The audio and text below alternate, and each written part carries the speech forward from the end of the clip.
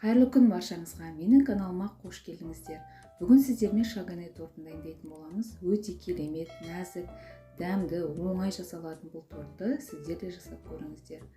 Олай болса достар, видеоны соңына дейін тамашалап, ұнаса лайк басып, каналға тіркелуді ұмытпаңыздар.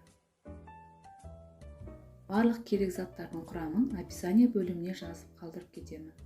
Алдын ала дайындап алған жұмыртқаның үстіне қантымызды қосып, осыны миксердің көмегімен аппақ болғанша араластыратын боламыз.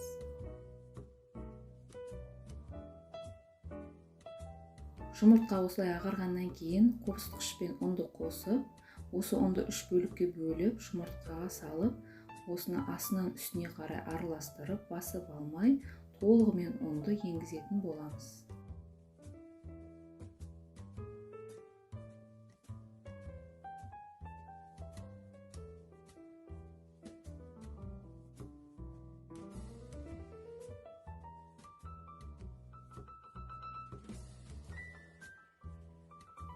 Қайнақ суымыздан 4 ас қасық балдың үстіне құйып, ас содасын қосып, осы екеуі жақсылап араласқаннан кейін үстіне сұйық майымызды қосатын боламыз.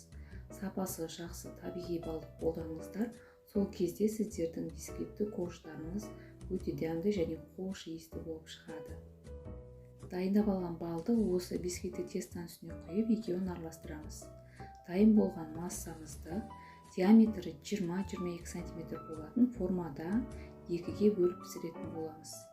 160 градуста қызып тұрған пеште 30-35 минут қызартып пісіріп алатын боламыз.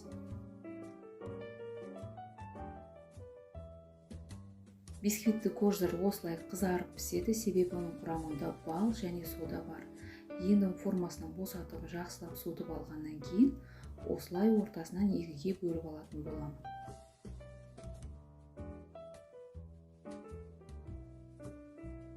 Корждар осындай өте нәзік, арасы осындай пористый болып шығады. Енді кремін дайындайтын боламыз. Ол үшін бізге қойытылған сүт қажет. Сапасы жақсы қойытылған сүтті қолданыңыздар, сол кезде кремдеріңіз дәмді болып шығады. Миксермен осылай араластырып алып, үстіне өте салқын кілегейді құйып, екеуінің басы біріккенше крем дайындап алатын боламыз. Біздің крем осындай үлпілдек, нәзік, өте дәмді болып шығады. Енді тортты жинауға кірісетін боламыз. Ыдысымызға кішкене крем жағып, коржды орналастыратын боламыз. Бұл біздің коржымыздың жылжып кетпесі үшін. Кремнің 3/1 бөлігін салып, шпательдің көмегімен тегістеп аламын.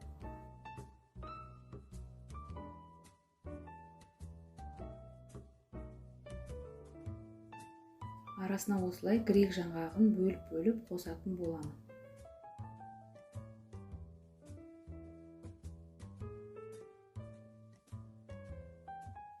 Келесі коржымызды қойып, үстіне кремді жағып, арасына грек жаңғағын қосып, корждарымыз біткенше тортымызды жинайтын боламыз.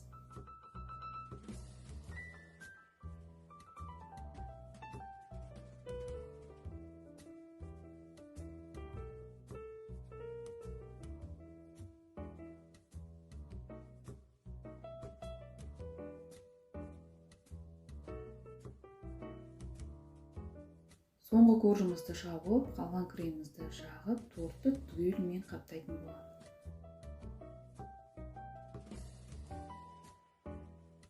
Бізге үгітілген грек жаңғағы керек болады. Осы грек жаңғағымен торттың сыртын айналдыра, толығымен қаптап шығамын.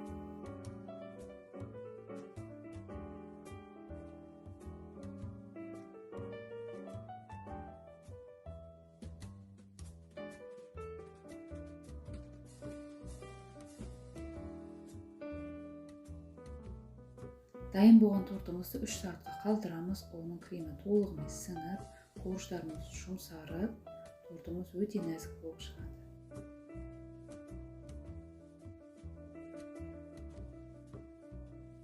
Міне достар, біздің шагане тортымыз дайын болды. Құрамына бал мен грек жаңғақ қосылып жасалатын осы өте нәзік тортты сіздерге де жасап көруге кеңес беремін. Видеоны көріп тамашалағандарыңыз үшін рахмет. Астарыңыз дәмді, отбасыларыңыз аман болсын.